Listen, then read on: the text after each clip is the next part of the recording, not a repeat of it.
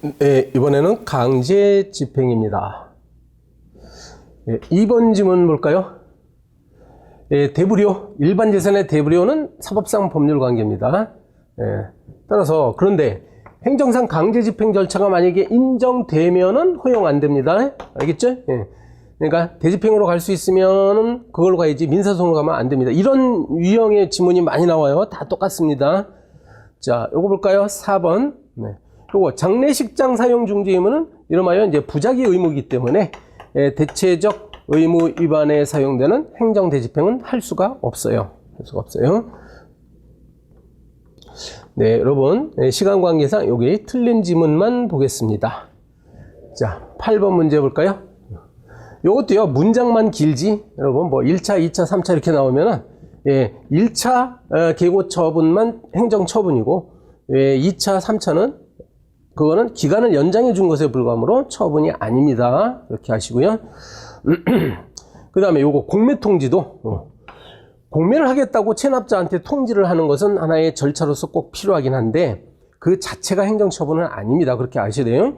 공매통지를 안 하면, 공매 자체가 위법하게 되긴 하는데 공매 통지 자체는 행정처분이 아닙니다. 네. 자, 3번. 행정대집행 요건을 다 갖추더라도 행정청은 행정대집행을 할 수 있는 것이지 반드시 해야 되는 기속행위는 아닙니다. 그 다음에 요것도 하나의 요건이에요. 다른 수단으로서 이행을 확보하기 곤란할 때 최후의 수단으로 하는 게 행정대집행이에요. 그러니까 요합니다. 요하지 않는다가 아니에요. 자, 6번 지문. 그래서 의무 이행을 할 수 있는 상당한 기간을 부여해야 돼요. 근데 부여하지 않았어? 그러면 위법한 거죠. 그죠? 네. 오늘자로 대집행 계고서 보내고 뭐 내일 아침까지 철거하라. 그렇게 하면 안 됩니다. 네, 위법합니다. 아, 7번도 여러분 해가 지기 전에 시작하면 원래는 이제 야간에는 하면 안 되는데 해가 지기 전에만 착수하면 해가 진 후에 계속해도 되도록 규정이 되어 있어요. 그 다음에 11번. 요것도 제가 여러 번, 2번 말씀드렸는데 오늘. 자, 그러니까 선행 행위가 무효야. 그럼 후행 행위도 무효예요. 알겠죠? 네, 무효입니다. 자, 14번.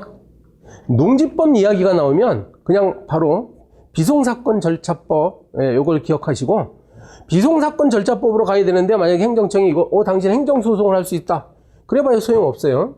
그렇다고 해서 재판관할이 생기는 것은 아닙니다. 자, 17번. 네. 요거 말이죠. 이행강제금을 부과하는 목적에 따르면 상대방이 그 의무를 이행하면 더 이상 이행강제금을 부과할 수 없어요. 그렇죠? 당연합니다. 자, 그 다음에 쭉 넘어가셔서 즉시강제. 즉시강제는 과거의 의무 위반에 대해서 가해지는 제재, 요거를 이제 행정형벌이라고 부르는 거죠. 형벌, 이건 즉시강제의 개념 정의가 아닙니다. 그 다음에 이 즉시강제는 가장 침입적인 행위이기 때문에 반드시 법률의 근거가 있어야 됩니다. 틀렸어요? 네. 그 다음에 2번 지문. 요거 앞부분은 맞죠? 시간적 여유가 없을 때 하는 건데. 요거 즉시강제 법률의 근거를 요한다고요. 틀렸습니다. 요게 뭘까요? 요거 원상복구하라. 요거 만약에 원상복구 안 하죠? 그럼 대집행으로 가야지. 이럴 경우에 대집행. 요거는 불법 게임몰을 발견하면 이제 즉시 수거 폐기할 수 있습니다. 즉시강제 하나인데 이게 무슨 뭐 헌법 위반이라는 판례는 없습니다. 이건 적법한 제도죠. 위반되지 않습니다. 그리고 5번. 네. 이 이것도 마찬가지예요. 사회안전법상 뭐 동행보호규정, 뭐 우리가 그 내용은 잘 모르지만, 네. 이것도 역시 헌법에 위반된다고 볼 수는 없습니다. 네. 요거 영업소를 폐쇄 명령하는 거. 영업 정지 처분 내리는데도 계속 하고 있어? 그럼 폐쇄시켜버립니다. 요건 즉시강제가 아니라 요게 직접강제다. 이렇게 표현합니다. 네. 그 다음에 행정조사 기본법의 내용이 있으니까요. 보시되. 네. 그래서, 그, 제조사, 금지되는 제조사라고 나왔잖아. 금지되는 제조사를 하면 돼요? 그래서 이제 할 수 없는 제조사를 해가지고 그걸 기초로 또 과세 처분하면 그거는 위법하게 되겠지요. 네, 여러분 이게 맞는 지문들도 여러분 꼭 읽어보셔야 됩니다. 시험 막판에 중요한 것들을 해놨으니까요. 계속 좀 보세요. 저는 시간 관계상 틀린 지문만 보겠습니다. 자, 여러분 세무조사 결정 나왔죠? 그럼 항고소송의 대상인 처분이다. 그렇게 기억하세요. 그러면 상대방한테 이제 의무를 부과하는 것이기 때문에 이건 처분으로 봅니다. 자, 10번 지문이요. 이 만약에 2개 이상의 부서가 동일하거나 유사하다. 뭐 그러면은 공동조사를 실시하여야 돼요. 이건 의무 규정입니다. 하여야 한다. 라고 돼 있고.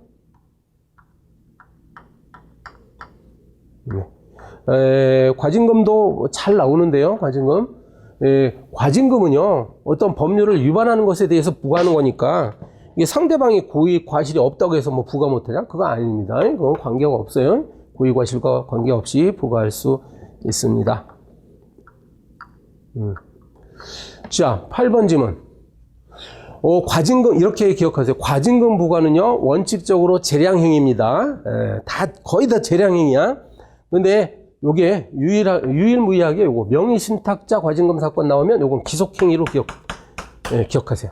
요 법률에 따르면 뭐 부동산 가액의 30%는 과징금으로 부과한다라고 돼 있어. 근데 요건 기속행위입니다. 그 다음에 과징금을 납부했는데 하자가 있었어. 그럼 과징금 돌려달라고 무슨 소송을 제기해야 돼요? 민사소송 제기해야 됩니다. 알겠죠? 네, 민사소송. 국가를 상대로 한다고 해서 전부 다 뭐 행정소송 제기하는 거 아닙니다. 요거 과징금 부과 처분은 비송사건이라고 하면 안 돼요. 그냥 행정소송이라고 하셔야 됩니다. 그 다음에 요거 이 과징금 부과 처분을 취소해버렸어. 그러면 혹시 그 경쟁 상대에 있던 다른 업체들이 좀 아쉬울 거예요. 그지? 경쟁업체가 과징금을 왕창 부과받아가지고 좀 망했으면 좋겠는데. 이 부과 좀 취소했네? 그렇다고 해서 이 제3자 경쟁업체가 무슨 이걸 취소를 할 법률상 이익이 있다라고 보지 않습니다. 이 과징금 제도라는 것은 그 경쟁업체를 보호하기 위해서 만들어진 제도가 아니기 때문에 그렇습니다. 네. 자, 이하 내가 멘트 하나 다루는데 지금까지 한 파트가 행정작용 파트였고 나머지가 이제 권리구제 파트가 있고 강론 파트가 있습니다. 그래서 강론 권리구제가 사실 중요하긴 한데 너무 양이 많아질 염려가 있기 때문에 이거 금년도 기출문제만 올려놓은 것이고요. 한번 6번 문제 볼까요? 네. 여러분 국회의원은 엄연히 이 사람들도 공무원이에요. 공무원이에요. 근데 이제 입법 의무가 있음에도 불구하고 상당한 기간 동안에 고의 또는 과실로 이게 국가배상법 2조의 요건에 딱 맞는 거야. 따라서 이때도 배상 책임이 인정됩니다. 됩니다. 그 다음에 8번. 8번. 요건 뭐냐면은 지금 입법예고제도라고 있잖아요. 예고, 입법예고. 그럼 입법예고를 했다고 가지고 국가는 그 법률을 반드시 만들어야 되냐? 그건 아니야. 따라서 이거는 상대방에게, 국민들에게 신뢰를 부여하는 것으로 볼 수 없습니다. 자, 요거 특별한 사건인데, 금융위원회 설치 등에 관한 법률이 왜 필요한 거냐 이거야. 여기 이게 무슨 투자자 개인의 이익을 직접 보호하기 위한 목적이 아니라고 했어요. 저도 잘 몰라요. 이 법률의 구체적인 내용은 모르는데 판례를 기억하시되 그냥 이거는 금융 질서를 유지하고자 하는 거지 투자자를 보호하기 위해서 만든 법은 아니라고 했습니다. 판례가. 자, 10번에 그래서 이제 그 소멸시효가 완성됐어. 국가가 채권자였는데 소멸시효가 완성됐어. 그럼 국가는 더 이상 부과할 수 없어요. 그죠? 그래서, 그런데 배상 책임을 이행했어. 그러면은 그 담당 공무원에게 국가는 항상 구상권 행사할 수 있냐? 그게 아니라, 요 당시에 그 위법한 행위를 국가가 할 때, 그 공무원이 만약에 주도적으로 위법한 행위를 적극적으로 한 공무원이 경우에만 구상권 행사할 수 있지. 그렇지 아니한 경우에는 구상권 행사할 수 없다라는 게 판례입니다. 네. 자, 12번. 요것도 이제 입법 부작위 사건이네요. 치과 전문의 제도, 유명한 사건. 치과 전문의 제도를 실시하도록, 행정법령을 만들어야 되는데 안 만들었어. 그 바람에 이 치과대학교를 졸업한 학생들이 이제 뭐 병원을 개설할 수가 없어서 손해를 입었다. 그러면 그거는 국가배상 책임이 인정된다라는 판례였습니다. 판례였습니다. 근데 여기 이 뒷부분이 왜 틀렸냐면 우선 그러니까 행정입법 부작위 자체가 위법하다는 거지 뭐 경과 조치를 안 만들었다. 그게 위법하다는 내용은 아니에요. 아니에요. 알았죠? 틀립니다. 네. 그 다음에 18번 문제 보겠습니다. 그래서 이제 이 사건은 뭐죠? 이게 지금 여기 군인이 2명이 있어. A, B 2명이 있고 여기 민간인이 운전하는 자동차가 이제 충돌한 거예요. 충돌. 꽝 교통사고가 났어. 그래서 이 군인 1명이 다쳤어요. 이 사람이 이제 손해를 입었죠. 여기에 대해서 민간인이 전부 다 배상을 해준 사건. 전부 다 배상해줬어요. 근데 과실 비율은 30%, 70% 이렇게. 그럼 여기 국가가 있는데, 그럼 민간인은 요거 자기 책임 범위를 넘어서는 요 30%에 대해서 이렇게 구상권 청구할 수 있느냐의 문제인데 인정 안 합니다. 그렇게 기억하세요. 네. 대법원은 인정 안 합니다. 할 수 없습니다. 그 배경을 설명하기엔 좀 버거워요. 시간이 많이 걸려서. 요거 그대로 인정 안 합니다. 대법원은. 자, 그 다음에 19번. 네. 그래서 사실상 관리하고 있다. 야, 그것도 국가배상법 5조가 말하는 영조물이에요. 네, 지방자치단체가 뭐 꼭 소유권을 갖고 있을 필요는 없습니다. 사실상 관리하고 있는 것도 영조물입니다. 자, 그 다음에 손실보상. 네, 4번 볼까요? 그래서 이것도 잘 알아두세요. 지금 이 손실본 토지 수용 사건에선 재결이 2번 나옵니다. 그래서 수용 재결하고 수용 재결에 대해서 누군가가 이의 신청하면 이른바 이의 재결이라고 하는 것을 하는데 여기 이제 행정소송을 제기할 때 소송의 대상은 요거냐가 문제인데 요거로 기억하시라고요. 글쎄? 예. 그래서 관할 토지 수용을 상대로 그 재결에 대한 근데 여기 지금 보면은 지금 4번을 하고 있습니다. 죄송합니다. 요거 내가 지문을 다른 지문으로 이해를 했는데 요거는 이 사건은 일단 요거부터 한번 다른 지문에서 요 이야기가 나오면 행정소송의 대상은 요거다. 요게 중요해요. 요거. 요거는 이제 다른 문제네. 그래서 손실보상을 청구했더니 손실보상이 해당하지 않는다라고 잘못된 내용 그랬잖아요. 네.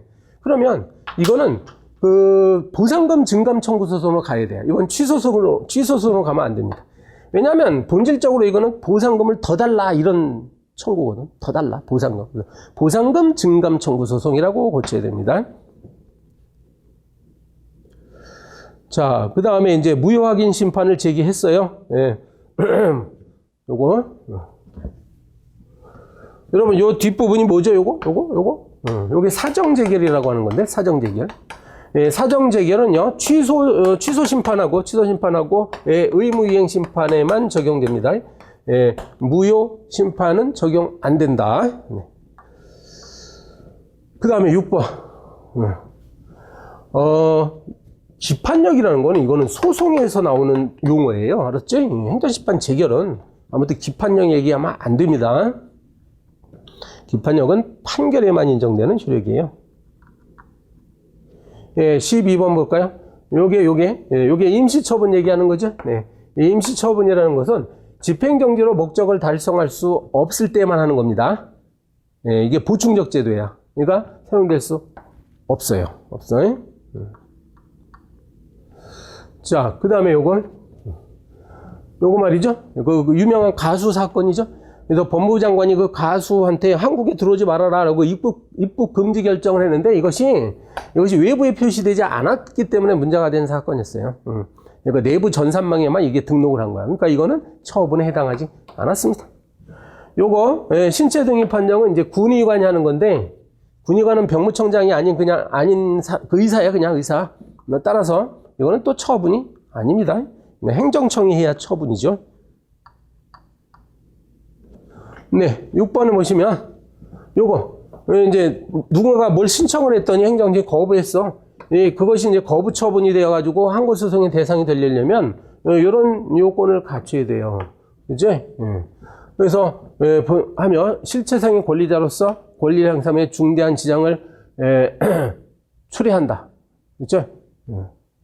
이것도 포함됩니다, 여러분. 직접적인 변동을 일으키는 건 당연히 포함되고, 그 다음에 중대한 지장을 초래해. 이것도 이익이 있어요. 그래서 부족하다, 틀립니다. 자, 그 다음에 1번 지문요.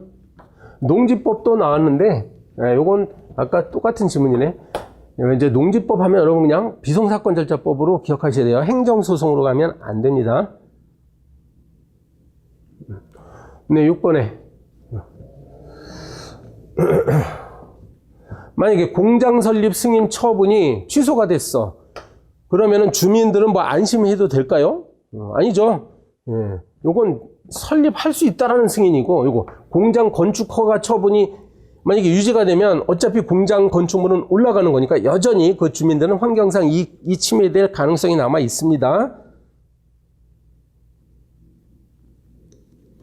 네, 10번에 요거 요 사건, 그 수녀원 이야기가 나오는데, 수녀원 나오는 사건 우리 시험에서 하나 정도 나올 거예요. 수녀원 자체는 사람이 아니죠. 그래서 이게 환경상 이익을 침해받았다고 하면서 원고가 될 수는 없다.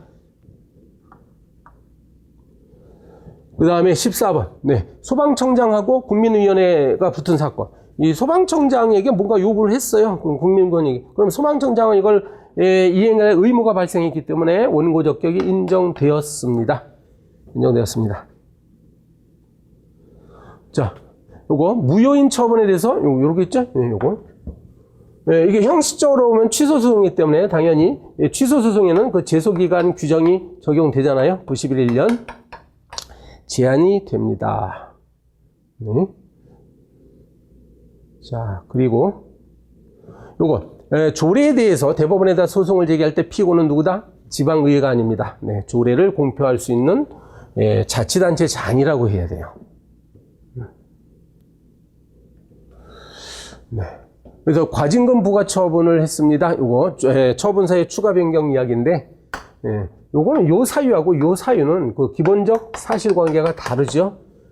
다르기 때문에 요거는 추가할 수 없다라는 이야기고요. 요거 이 보조금 교부 결정을 했다가, 그러니까 보조금을 어느 단체에 막 주다가 나중에 그 취소시켜 버려서 그럼 보조금을 반환해야 되는데 이 단체들이 취소 소송을 제기했다가 집행정지 결정 받았어요. 그럼 집행정지 결정 받으면 그때부터는 보조금을 안 내도 되거든요. 근데 나중에 그 본안 소송에서 이 단체가 패소 판결을 받았어요. 그러면 그동안에 안 냈던 보조금은 어떻게 되는 거냐? 아까 집행정지 결정을 받았기 때문에 그 기간 동안에는 보조금을 받았다는 거야. 그럼 이게 부당이득이냐가 문제된 사건에서 여러분 부당이득이다 이렇게 기억하세요. 부당이득이다. 그래서 보조금 교부 결정 취소 처분이 당연히 살아납니다. 이 말은 부당이득으로서 반환해야 된다는 이야기입니다. 네. 그 다음에 3번. 요거 기각 판결이 확정됐어요. 근데 이제 사정 변경이 없더라도 다툴 수 있다? 그게 아니라 사정 변경이 있어야 다투는 거지.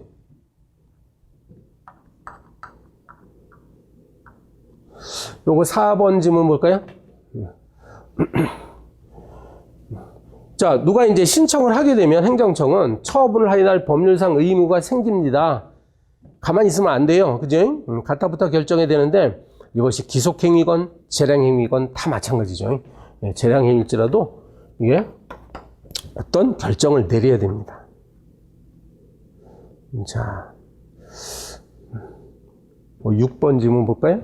6번. 정결이 뭔지 아시죠, 여러분? 그래서 이제 정결권자가 누구의 이름을 해야 돼요, 원래? 처분권자 행정관청. 그죠? 그렇게 했잖아, 지금. 관청의 이름을 했으니까 이건 무효가 아니죠. 적법합니다. 제대로 한 거예요. 요 3번 질문 볼까요? 요게 이제 주민소송의 문제인데, 주민소송은 그 재무회계, 즉 돈 문제와 관련 있는 행위에 대해서만 주민소송 인정됩니다. 따라서 관련이 없는 행위는 주민소송의 대상이 안 되지요. 그 다음에 지방자치단체가 조례로 정할 수 있는 사무는 기관이임 사무는 원래 배제가 돼요. 이거는 국가사무이기 때문에 원래 조례를 제정할 수 없어요. 그런데 조례로 정하도록 위임했잖아요. 그죠? 법령으로 또 위임하다기 때문에 그때는 또 제정할 수 있습니다. 무효 아닙니다. 네.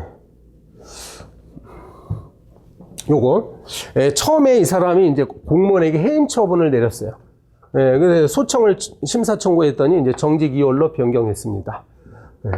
이때 이제 소송을 또 제기할 때 무엇을 상대로 해야 된다고요?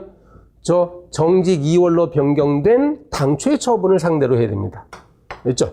저 징계 처분을 했던 원래 임용권자를 피고로 해가지고 정직 2월 변경 처분을 다퉈야 돼요. 요 뒷부분은 맞습니다. 요 피고가 잘못됐네요. 징계권자를 상대로 해야 됩니다. 여러분, 해수욕장이라는 것은 해수욕장 104장을 누구든지 다 이용할 수 있죠. 그래서 이 사건에서 이 어선업자들이 이용할 수 있는 건 그냥 자유사용으로 봤어요. 그러니까 특별한 어떤 권리로 인정하지 않았습니다. 알겠죠? 이 부분도 틀렸고, 따라서 손실보상이 주어질 수도 없다. 이제 드디어 마지막 페이지입니다. 여러분, 환경영향평가 이야기가 나오게 되면, 이런 거 꼭 기억하세요. 만약에 환경영향평가를 거쳐야 되는데 안 거쳤어? 그건 무효입니다. 알겠지? 거치는데 안 거쳤어? 무효입니다. 자, 이번에는 거쳤어요? 거쳤어요? 근데 내용이 다소 부실하대? 부실하대. 부실이 뭐야? 이건 좀 잘못한 거죠? 제대로 안 한 거지.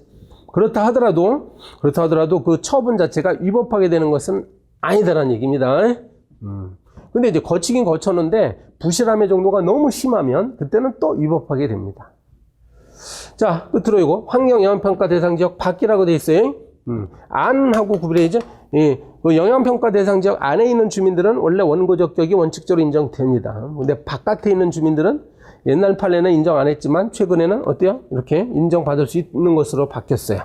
이런 것들을 입증함으로써 인정받을 수 있습니다.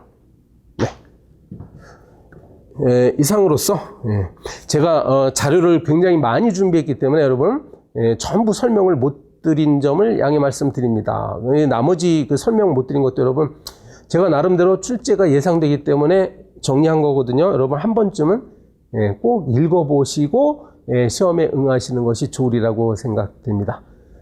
긴 시간 이 영상 보아주셔서 감사합니다. 수고 많이 하셨습니다. 여러분 좋은 결과 있기를 바라겠습니다.